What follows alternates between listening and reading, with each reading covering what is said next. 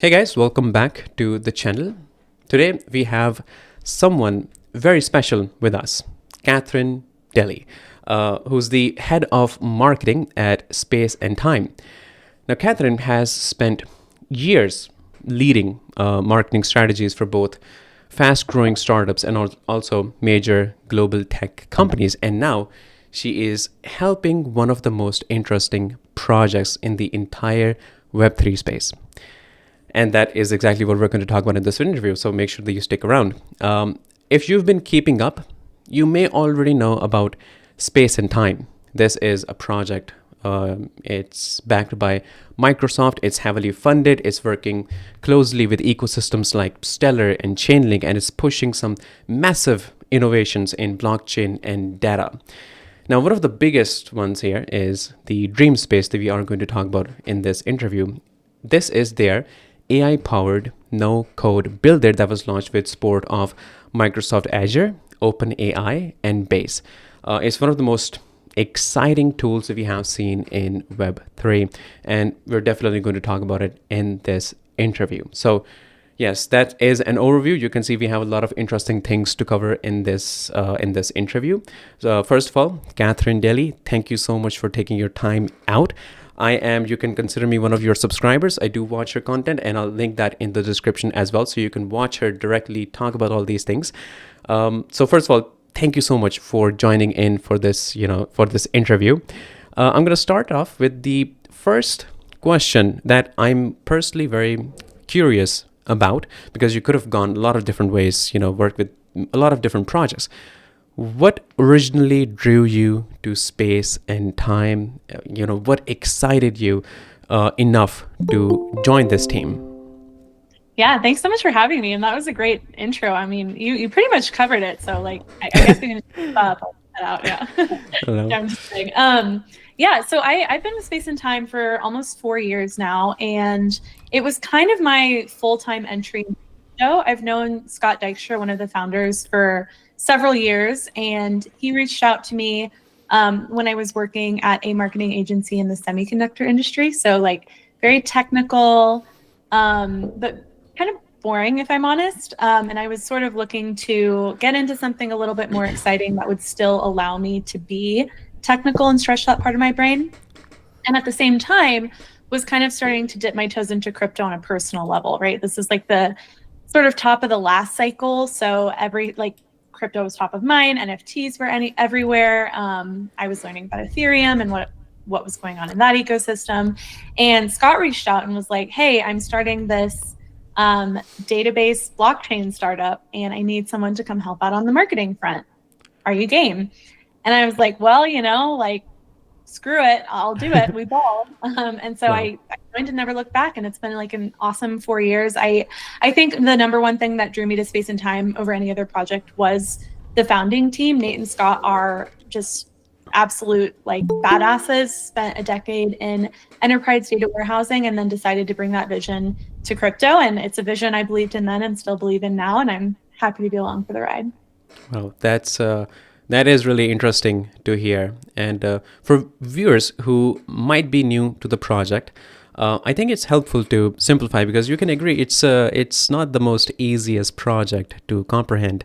So to simplify things a bit, for viewers who are hearing about this project for Space, about Space and Time for the first time, how would you describe Space and Time in the simplest terms? Space and Time is basically a database that nobody can mess with. And that has really broad implications even outside of crypto, because the entire world runs on databases. Every bank, every enterprise, every application, every social media site has a database powering it on the back end.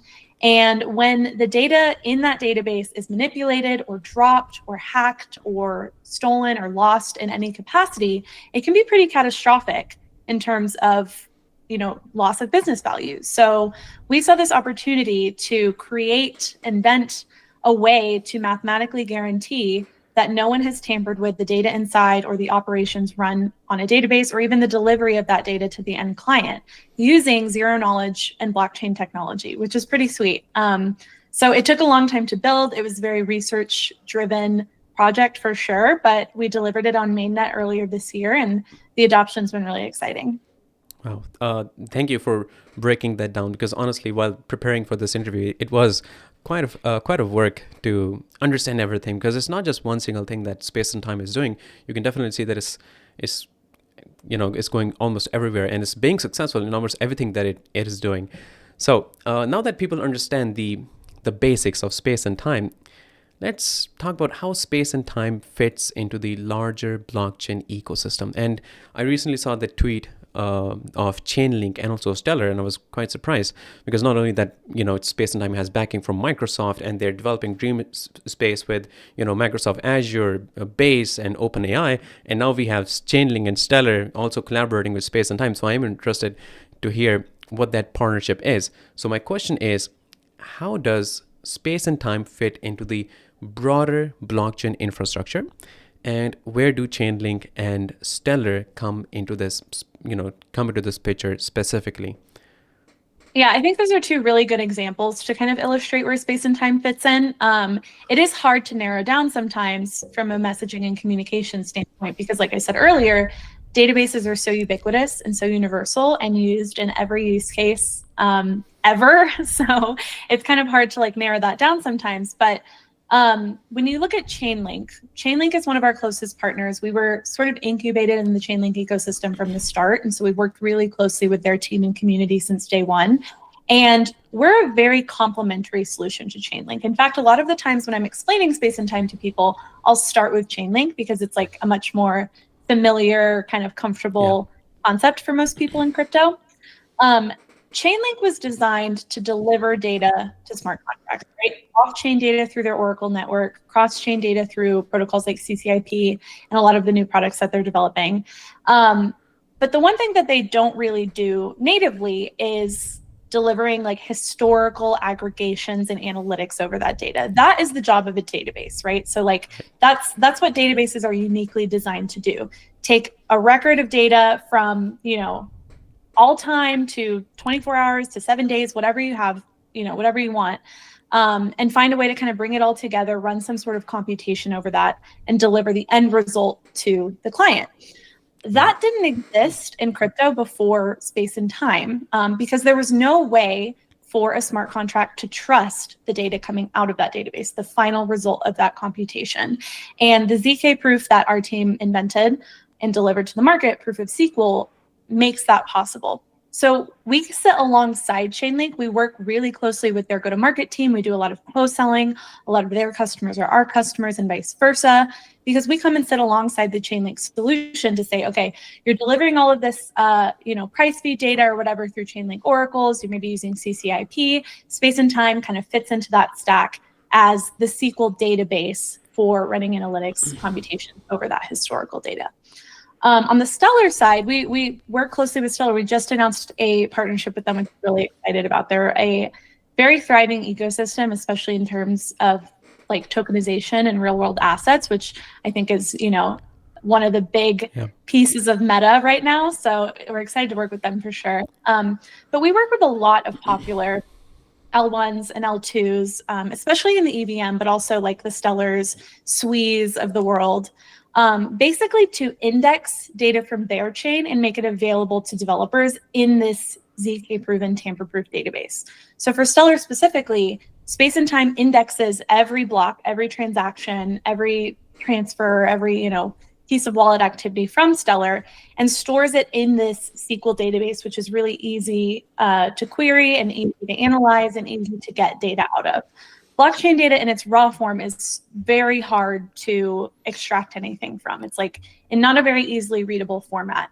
And so that's, where a lot of indexing protocols come in, which you might be familiar with. But space and time kind of delivers it in a database package. So not only are you getting the index data, you're getting assurance that it's correct, it hasn't been tampered with, it's stored correctly, it's not being manipulated, and the end result that you're taking from that data with whatever computation you're performing is correct. So that's kind of how we work with Stellar and all of the other popular chains that we partner with. So Chainlink, it's not the first collaboration. Chainlink was there when it was founded. Space and Time was founded. Beginning of time, right. Beginning of space and time. And another corporation that was, I believe, was there. I'm not sure if it's right, but it was there and that was Microsoft. It has some, I'm not sure if they participated in the funding rounds, but the point is Microsoft was there also. And my next question is about that. So this project, Space and Time, it was, I would say, decently funded to be able to do what it's doing. I'm not sure exactly where that, those funds are exactly being used, or what the percentage is used in where. So my question is, Space and Time has backing from Microsoft and has raised significant funding. What does that level of support enable the team to build, which might not have been possible otherwise? Yeah, so Microsoft led a funding round for Space and Time through their venture arm M12 in 2022. We raised $20 million in that round. And then they also participated in our Series A in 2024 for another 20 mil. And their support, I cannot overexpress how valuable Microsoft's support has been to the development of Space and Time. Like I mentioned earlier, building out this ZK-proven database, this data blockchain, is a very engineering and research intensive initiative. And so like most of our funding was dedicated to that R&D of the actual network itself. We're not like writing these massive KOL checks or doing any of that. My budget's like relatively small compared to the rest of our operations, which is I think how it should be if you're trying to deliver a real product to the market. Besides the funding, Microsoft has been just an incredible partner on the development side. They helped engineer Dreamspace, which I know we're going to get into later, but the AI vibe coding platform built on top of Space and Time was incubated and developed in the Microsoft AI Research Lab. They have been an awesome go-to-market partner, introing us to a lot of financial institutions. Many of our customers of Space and Time on the enterprise side came through Microsoft introductions. And then they've just been very supportive, showing up in media and conferences and advisorship and mentorship of our founders and of myself and our research leaders on the team. So like, it's really exciting to see. And it's exciting to see the relationship also start to go, oh no, my light went out. Hopefully it comes back on. It's exciting to see the relationship start to go in the other direction as well. Recently, Microsoft integrated some of our ZK tech into their stack. Microsoft Nova, there's light. Microsoft Nova is now powered by Blitzar, which is the GPU acceleration framework invented by our research team, which we created to accelerate proof of SQL. That's now been integrated into Microsoft's Nova repo as well. So tons and tons of Microsoft collaborations. The list goes on, but we're really grateful for their support, both from an investment side, a partnership side, and now a research and development side. Wow, that is really insightful. Now, speaking of major milestones, you already have, I believe, crossed a lot of the major milestones. But the one that you mentioned that we are going to eventually talk about, and I think it's time that we talk about it, Dreamspace. It's one of the biggest milestones. Dreamspace, I talked about it in the start of this interview, so people kind of know what that is. My question is, what was the vision behind creating an AI-powered no-code builder for on-chain apps, and how does it stand out from the rival applications and platforms? Yeah, vibe coding is like the buzzword of the year for sure. I feel like it's all over my Twitter timeline, and even like Instagram, I'm seeing reels about vibe coding. So it's exciting for sure to see it kind of breaking into the mainstream. But we started developing Dreamspace years ago. In fact, the first iteration of Dreamspace was what we called the Space and Time Studio, basically like an AI-powered data studio for creating dashboards and interacting with data from Space and Time, developed alongside Microsoft. And it was actually the Microsoft team that pushed us really heavily into building this out further and kind of expanding its capabilities into becoming what Dreamspace is today. So Make Infinite Labs, the original developers of the Space and Time Network, are also the creators of Dreamspace. And then over at the Space and Time Foundation, we work really closely with them and the Dreamspace team as kind of like our flagship ecosystem project, I guess. But the vision behind it really comes down to the fact that there's like 25,000 developers in crypto, according to some reports, like less than 30. And it's so funny to see there's like dozens of chains all fighting for this same group. And you see these chains that have, huge discords and huge Twitter followings and all that, but like only a very small subset of those people are contributing like net new things to the ecosystem and building apps. And so chains spend a lot of money on that, right? Like they all have these massive grant programs and they'll give, 5-6 figures of funding to these developers to build them out. And then developers get to just kind of shop it around and see which chain's going to pay them the most, or maybe start with one and then move to another and get more funding. And, it's worked fine so far. But what you hear from everyone, and I agree with, is that like the thing that onboards regular people to crypto is apps, right? Like people don't buy a ledger and start like trading perps out of nowhere, like they start using crypto in a really innocuous way. And I think apps like Polymarket have done a really good job at kind of starting to onboard more of the normies. And so we thought like, okay, there's a very small subset of people with a skill set to be able to build these apps. Everyone wants more of them. What do? We bridge the gap. And considering space and time, like I said, is this like very ubiquitous universal piece of infrastructure, a database, we were uniquely positioned to develop an application layer on top of that was going to onboard like anyone to be able to create an app.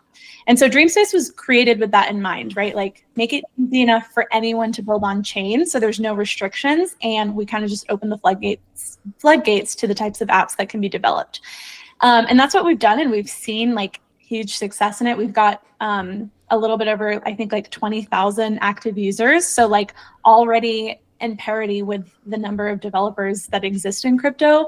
Now we have non-technical creators building apps as well and generating smart contracts. So it's been cool to see the adoption. In terms of how it's different from other products, it's cooler for sure. Like your apps are sleeker. It's faster than a lot of them. It's cheaper than a lot of them. But I think the real unique value proposition of Dreamspace is that you can generate smart contracts, not just websites. Right. And no one else has really targeted that yet at scale. So not only are you able to like build a website for your car wash business or whatever, you're actually able to build like a protocol through a smart contract and monetize that business in some way through a smart contract, just by chatting with AI. So it's exciting. It's still in beta. It's still under development, but we encourage anyone to try it out at Dream.space if you want to have an idea of something you want to build. Right. And you're definitely right. You did open floodgates, for these developers to, storm a lot of these applications. From the stats that I saw, almost 15 to 20,000 users, have registered, and they have created about more than 30,000. I'm not sure what the current stat is, but from what I know is 30,000 apps have been created. And I'm very curious to know, have you seen any, what kind of apps most people are building? That's what I'm really curious about.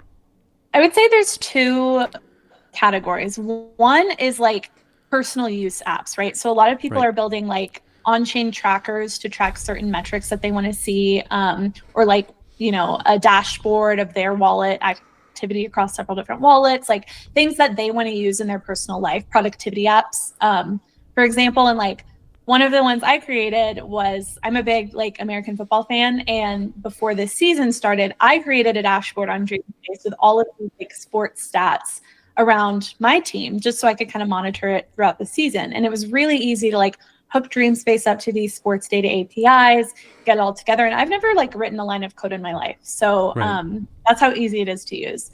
The second category I would say are people who are actually like trying to create businesses, right? So for example, like one of my friends developed a remote job board where people can like search for remote job openings across crypto and AI and use that to apply to them and all of that.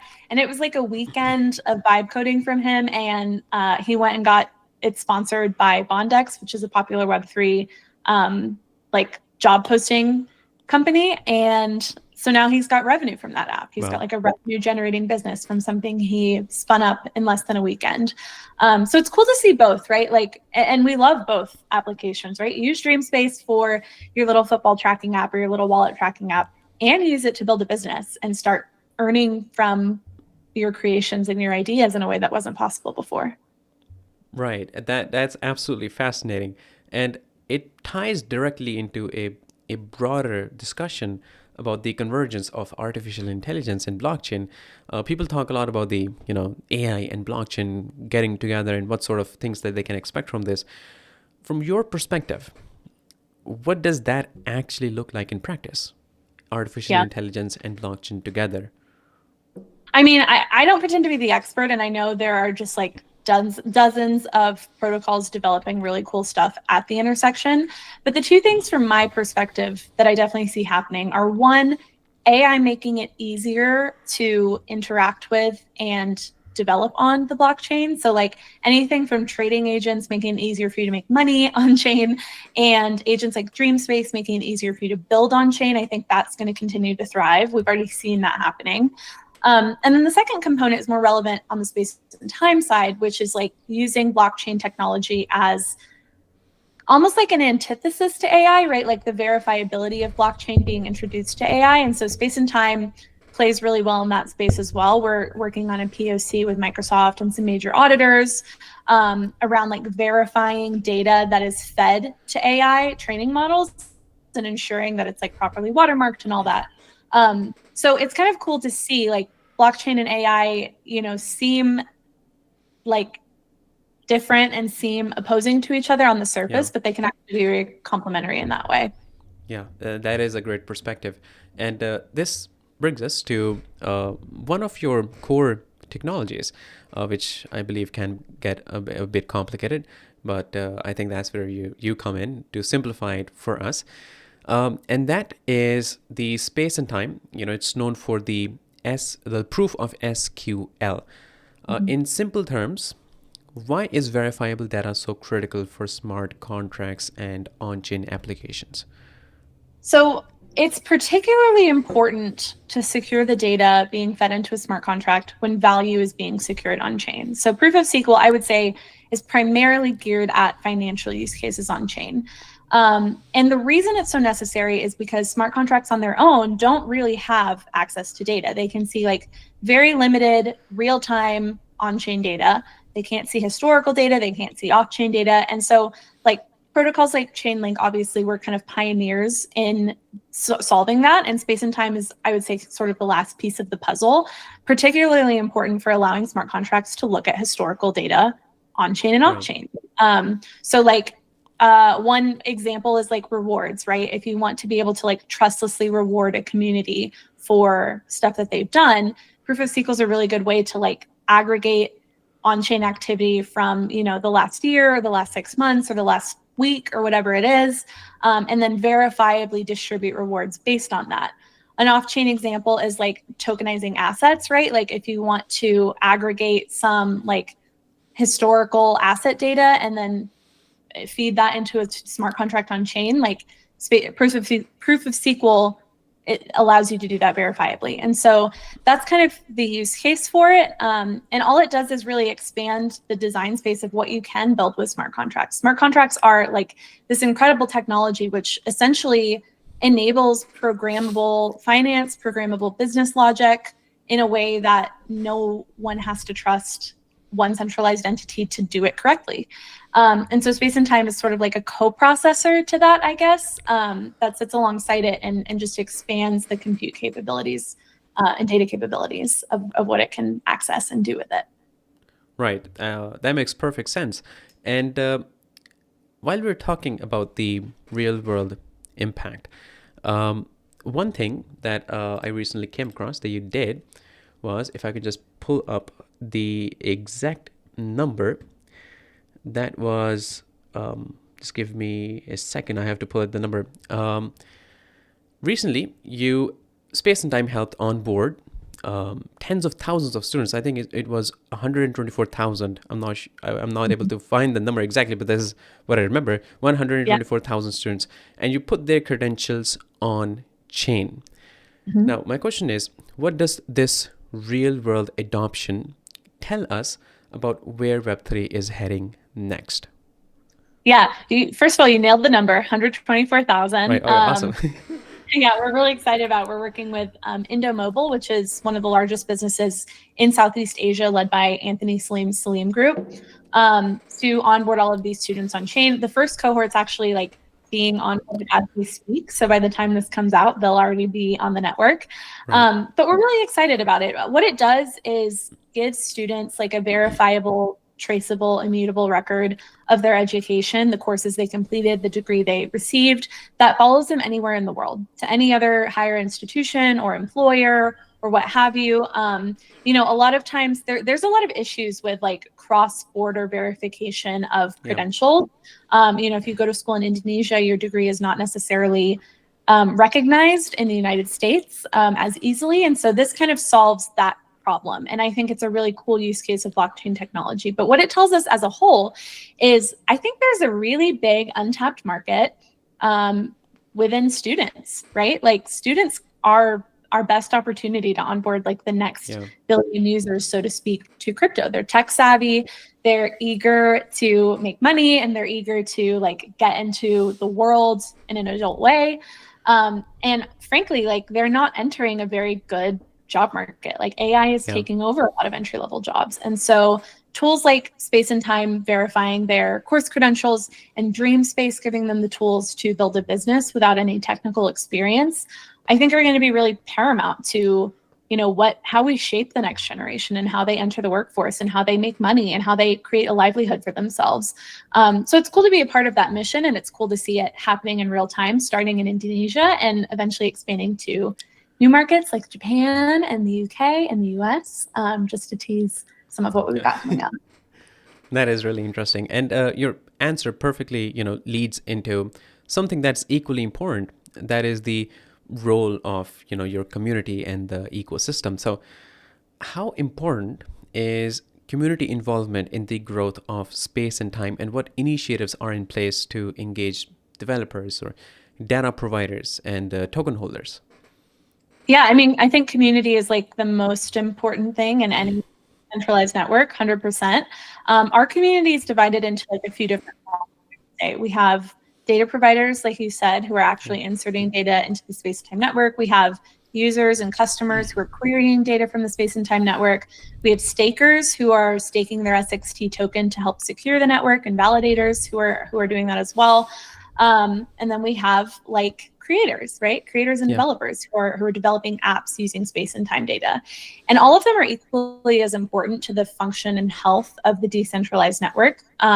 But we talk to them a little bit differently, right? Like, and they all play different unique roles. So I think right now, like we have a very healthy community of validators and stakers and customers and data providers. And the one we're really excited about growing more and speaking more to are those creators, like the non-technical developers who are going to continue building apps with Dreamspace on Space and Time using Space and Time data. Absolutely. And, since you mentioned the builders and the creators, I do want to zoom out to see the bigger picture, and that is the institutional adoption. We're seeing institutions, they're rapidly moving into tokenized assets and on-chain finance. How is Space and Time positioning itself in that transition? We're positioned really well, and we're working with a lot of major US banks already on some POCs and some production use cases to build this out. Can't share too much yet because these banks keep everything under lock. But there's a lot of interest, especially in the US.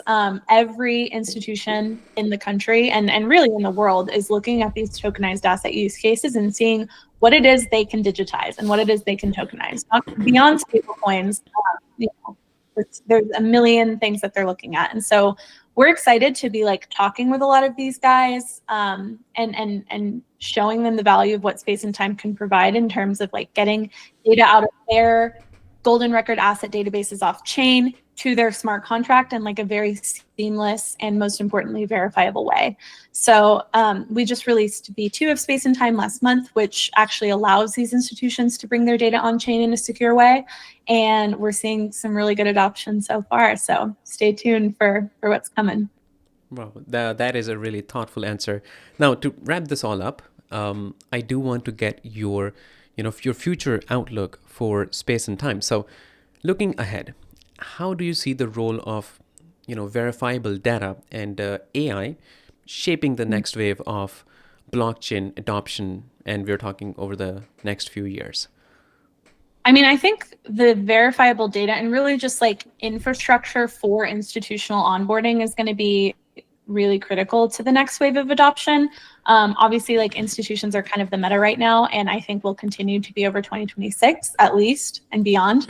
So projects like Space and Time, projects like Chainlink, which have really good product market fit in that sector and are driving real revenue and real customers and real use cases with these institutions are going to continue to thrive. And the nice thing about that is it's kind of independent, I guess, of market movement, because these institutions are coming on chain no matter what. Like, they're not concerned with the cycle, where we're at in the cycle and what the sentiment is on CT. Like, they're bullish, they're coming on chain, like they're spending money on this and spending time on this. And so we're really well positioned and uniquely positioned to ride that wave with them, which we're excited about. On the AI side, of course, like, we're working with Microsoft is the biggest asset we could possibly have. They're very deep in AI. They're, I would say, probably the leader in AI in terms of like companies of that size. So we're really grateful for their support, and we're excited to continue to build out Dreamspace and other initiatives alongside them. Wow, that was incredible insight. Thank you so much for sharing all of that and answering all of these questions. I really appreciate you taking the time to break everything down for us today. As I said before, I already watched your videos, and I'm gonna link that in the description as well. So make sure that you watch that as well. We talked about the role of verifiable data to where the AI and blockchain are heading next. That's clearly, there's clearly a lot happening at Space and Time, and I am excited to see where things go from here. For everyone who's watching, make sure that you check out the links that will be in the description. You stay tuned for more interviews, more videos. I probably will, since it's so extended, I will be talking about it in the future videos as well. But yeah, thank you for watching, and thanks to our esteemed guest, Catherine Daly, for being here, for answering all of these questions. I really appreciate you taking this time out for this interview. And thanks so much for having me. I had really good time with this interview, and I hope you guys do get value out of this. Let me know if you guys have any questions in the comment section, and I'll make sure to get those, to get to those. And yeah, I'll see you guys in the next one. So stay tuned.